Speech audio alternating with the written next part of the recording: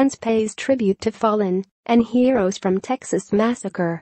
Floresville, Texas. Reuters. U.S. Vice President Mike Pence traveled on Wednesday to rural southeastern Texas, where he paid tribute to the victims and heroes from a church massacre that stands as the deadliest gun violence ever committed in a U.S. place of worship.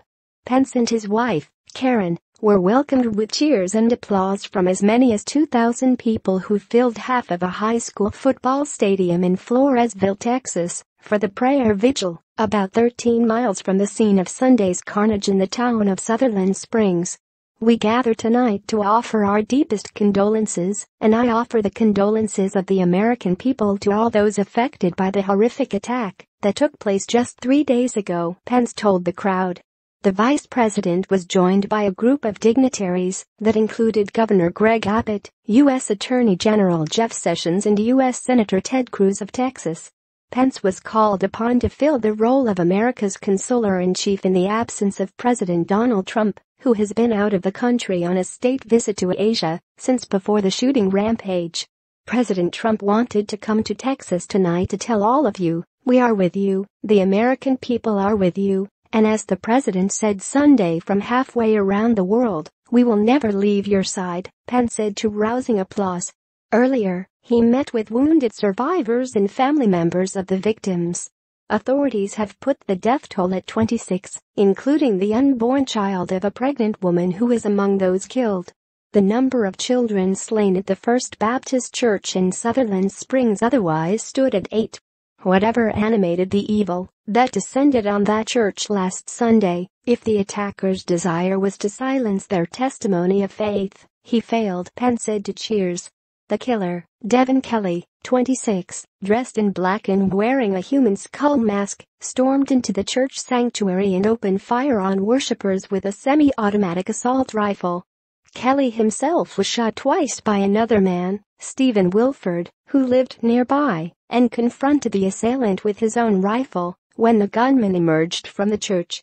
Kelley managed to flee the scene in a getaway vehicle, but shot himself to death and crashed in a ditch as Wilford and a passing motorist who was flagged down outside the church, Johnny Langendorf, gave chase in Langendorf's pickup truck.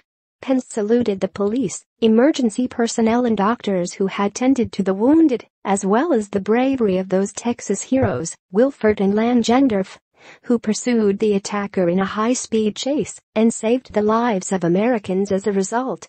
Pence said he had met Wilford and Langendorf before Wednesday's memorial service.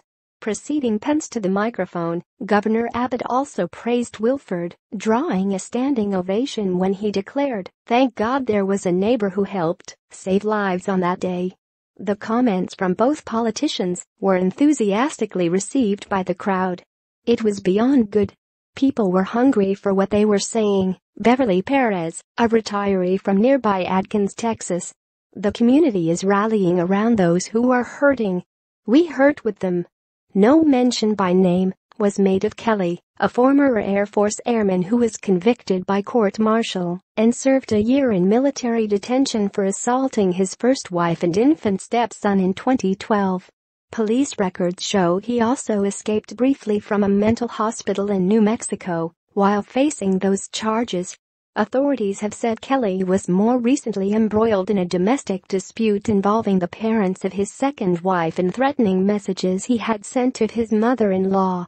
One of the women killed at the church, Lula Wasinski White, 71, was reported to be the gunman's grandmother-in-law. Reflecting lingering tensions in the aftermath of Sunday's rampage, police were called to a park in Floresville about 2.5 hours before the prayer vigil by an unconfirmed report of a man with a gun. But a search of the park, an adjacent cemetery by about 15 officers found no sign of an actual threat. Writing by Steve Gorman. Editing by Sam Holmes.